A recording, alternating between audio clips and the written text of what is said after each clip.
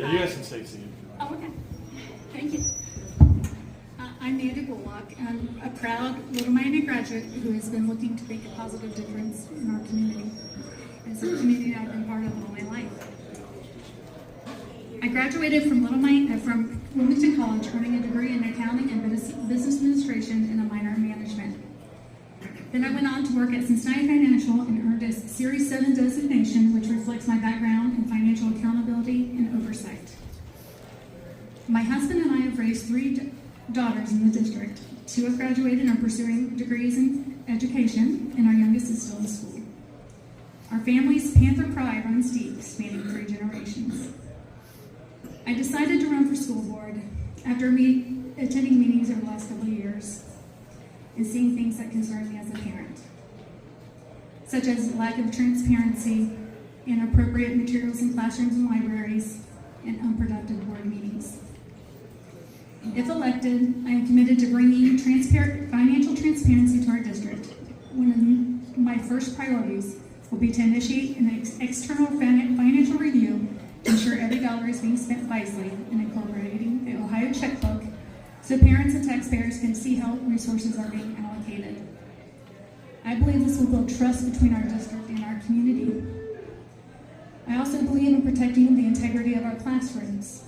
I will work to fortify a neutral classroom policy that will focus on core academics and not political activism or agendas. I will support and sponsor policies that reinforce parental rights and form a review committee to evaluate and remove inappropriate books and materials. This campaign is about restoring trust, accountability, and excellence in our schools. I'm not a politician. I'm a parent, a taxpayer, and someone who loves this community deeply. I'm ready to serve with integrity, faith, and a clear focus on what matters most, our kids.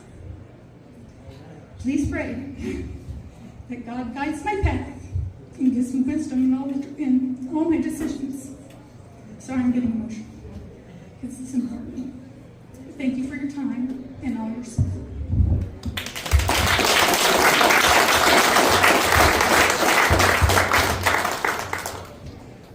I'm Dan Smith. I've lived in this area for the last 7 years. I'm originally from Hamilton County. I was born and raised in Over the Rhine, if you know where that's at. It's always in the East, it seems like anymore. In my time, though, and in my day, Over the Rhine wasn't what it is today. It was actually peaceful down there. I spent my first 11 years there. I've been married for 52 years to my wife here, Marty. Hi, Marty. We have 2 grown children and 2 grandchildren. They all went through the public school system. I went through the public school system. Graduated from Western Hills High School. That's the Pete Rose School, by the way. I guess you've heard of him. I decided to run after going to a few board meetings and seeing unproductiveness. I didn't see real positive things going on in certain areas. It's a good school system. There's good teachers there. And I think we should support them more than we're doing and support the kids. And there's a lot of things that need to be fixed. And so if I get elected, I'm going to fix those things, or at least I have a vote to fix them. I think if me and Mandy here get on, we're going to be doing a lot of fixing. So we'll get to the questions here in a minute. All right.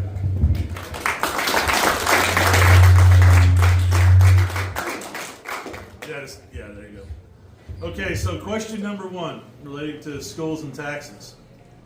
One theme we've seen come up often is the balance between providing excellent schools and keeping taxes reasonable. And Mandy, I'm going to ask you to answer this first.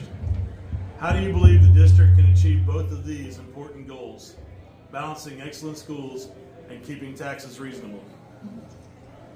Well, one thing that I mentioned in my intro, I would want an external review audit, and that provides areas that we can save or reallocate to the classroom. It's different than a state audit. State audits for past information, balancing those. Terry's done a great job doing that. No problem with that. This is different. This is a different type of audit. It will show you areas where we could reallocate. I'd also like to work with the Business Advisory Council Committee to bring new revenue sources beyond the homeowner taxpayers. I would like to possibly form a private foundation. We don't have multiple schools have private foundations that will help with this. And I also would like to work on funding reform on the state level. Dan, same question. How do you believe the district can achieve both goals, balancing excellent schools and keeping taxes reasonable? Keeping taxes reasonable. Stop jumping ahead with tax levies when it's not necessary. Amen. We still have a whole year left on the one we're under now. We need to study it out more and have an outside audit come in and tell us what we need, where we're lacking in certain areas, and stop hiring so many administrators. I don't know what they're doing. Amen. All right, so let me follow up to that. Dan, you just alluded to it, but can you share a specific example of where you see opportunities to save money without hurting educational quality?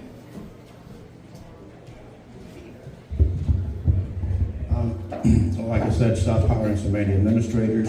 Use the Ohio checkbook for real transparency. So we know exactly where the money's going, where it should go, instead of just getting somebody from Columbus to come down and check the boxes and say you're good. We need a more in-depth look at what's going on with our money. Mandy, can you provide an example? Well, we're kind of on the same page with that. I believe the external review audit will reveal quite a bit. We do think that there is some administrative bloat that we have in our school system, but I would want to verify that with an audit. Okay, question number 2, and Dan, we'll start with you. Fiscal responsibility. People want to know their money is spent wisely. If the levy is renewed, how would you work to ensure the funds are used responsibly and transparently? We'll let Dan hit that one first. Again, it's kind of similar to what I just said. We need an outside audit to advise us where the money should go if we have the extra money. I'm not totally against levies, but it has to be a last resort. And I mean last resort. There's other ways of finding money within the school system if you're transparent and you're not spending it unwisely. Mandy, same question. If the levy is renewed, how would you work to ensure that the funds are used responsibly and transparently? Well, this is where the Ohio checkbook would come into play, because it will show you all the transactions in real time, like our own personal checkbook. So you would just go to checkbook.ohio.gov, you look in there, you can pull up, there's actually some schools right now that are part of this, where you can look up and you can even drill down. You go to your local, you choose the school, you drill down to every itemized thing that they have spent on. Money coming in, money going out. True transparency of what's going on. That gives the public, our community, an idea of what's being spent, where the money's going. And I feel like if we just have that, so where we can say, hey, you can look at that, we're being very transparent. It's just another tool to be of transparency. They'll see it, and if they have any questions, then that's when they can address the board on that. Thank you. Okay, let's go to community engagement. Parents and residents have expressed a strong desire to feel connected and heard. How would you strengthen trust and communication between the board, the schools, and the wider community? Mandy, would you take that first? Sure. Transparency is a great starting point for that. But I do think there's been a disconnect between the board and the school. I want it to be more of a team atmosphere. I feel like everybody's scared if the board comes in. Like, we've had problems with board members going into visiting schools. It's like, oh, no one go in there. But how is the board supposed to make decisions if they're not talking to the teachers or getting like what they actually need? I feel like there's this barrier there. We need to know what's going on so we can have, we're all on a team. We have like common goals, right? We should be coming with common solutions for this. And I feel like we need to work on that. The board needs to be able to do that. I think we need to have more town halls. I know that they were doing that for like the levy and that sort of thing. I thought that was a great idea, and I actually attended one. Just hear what the community wants to say, to voice their concerns, and have that open communication.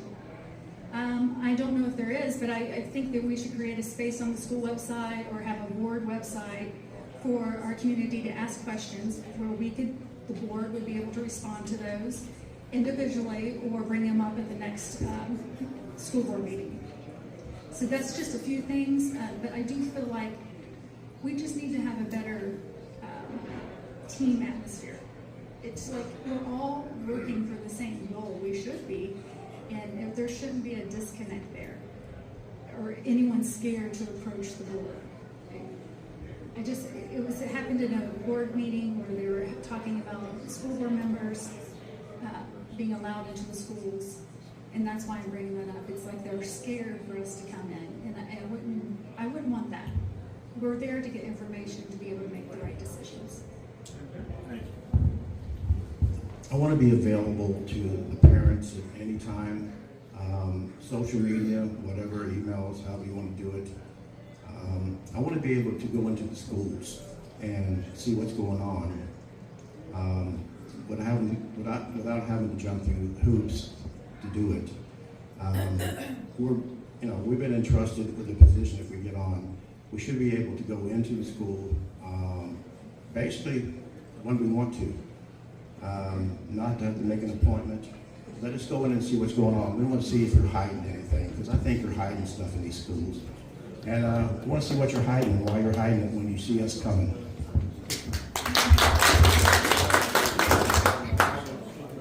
Okay. Candidate values. And Dan, we'll start with you.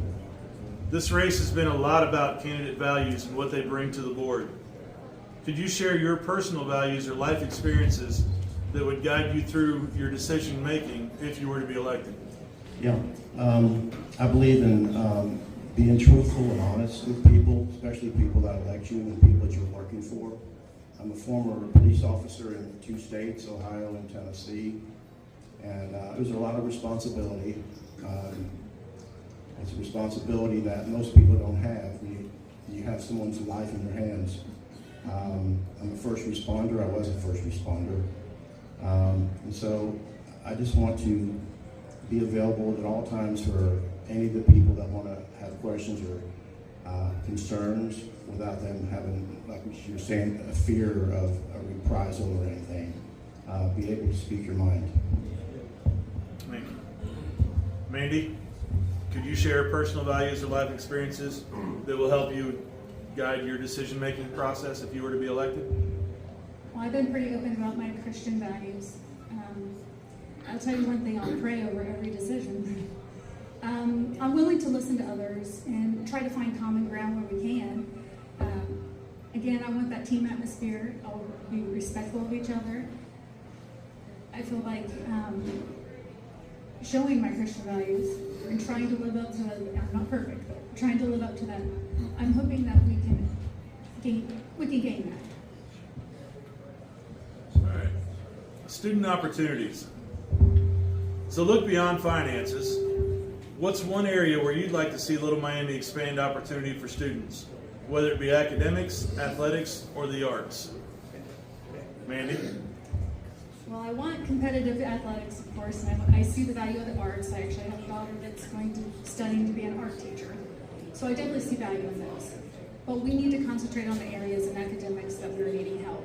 And as the senator had said, reading proficiency is one of these areas that we're needing help in.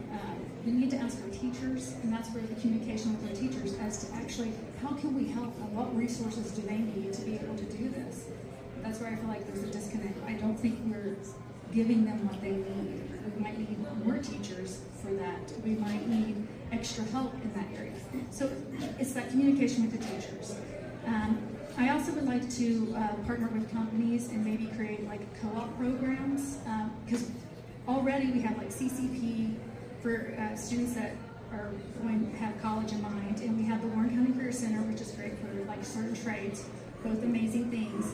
But I think adding a partnership with companies for kids that might want to do a co-op would be another thing that we could add. Dan, same question.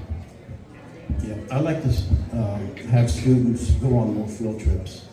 Yes. Things field trips where they might want to get into that line of work. Let's say they want to be a national park ranger. Let's go to a national park. We have one here in Ohio, Cuyahoga. So I one we have in Ohio. If you're in the arts, go to an art museum. Take a field trip to the art museum. Behind the scenes tours of a lot of these places.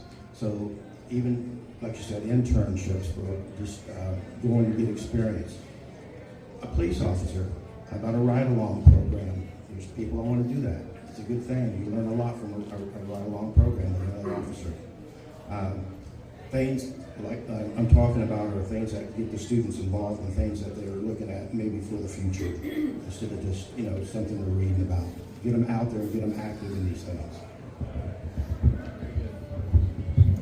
Okay, last question. Long-term vision. So Dan, finally looking ahead 5 to 10 years, what's your biggest hope for the future of Little Miami schools, and how would you help to bring that vision to life? 5 to 10 years. I would like to see Little Miami become one of the top 10 high schools or school systems in Ohio. I don't know where we place at this point. It's an achievable goal, 5 to 10 years. I know there's 4 local schools that are in the top 10 in Ohio. Walnut Hills, Wyoming, Fremont, and Indian Hill. That's 4 right there. I think we can do it too. If we set a program up to do that and achieve more with our reading, writing, arithmetic, so to speak, we can achieve it. We're not stupid people, and we can do anything anybody else can do. So with the right teaching and right inspiration, we can do this. Mandy, same question. Looking ahead 5 to 10 years, what's your biggest hope for the future of Little Miami schools, and how would you help bring that vision to life? Well, my hope is to reduce the tax burden on our taxpayers while having efficiently ran schools that provide an excellent education to prepare our students for their future plans. I hope to do this by working on funding reform on the state level, forming a foundation, working with the Business Advisory Council, and performing the external review audit.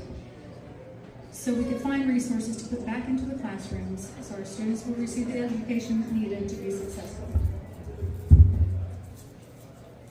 And that concludes our questions. So at this time, and I'm going to put you both on the spot here.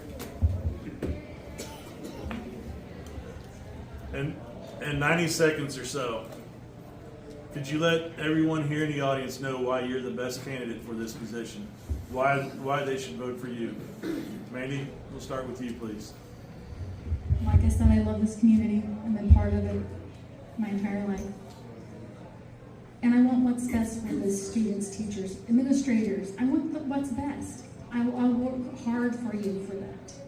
And our people, I hear it a lot with our taxpayers, our parents, like my parents that haven't had a student in school forever. I'll work hard on trying to reduce this tax burden also. I know that's a huge deal.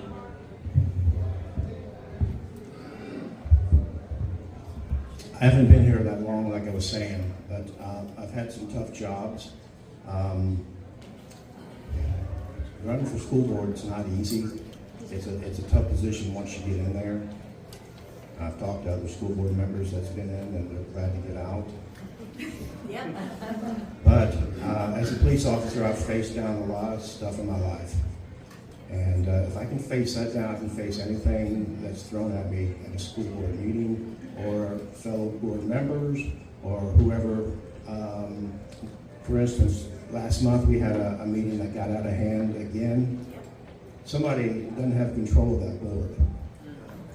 They let people walk on them.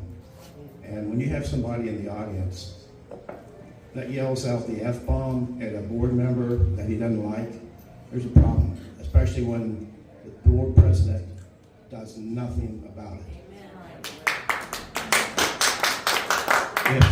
get on, we're not gonna have that. I'm gonna root it out and get rid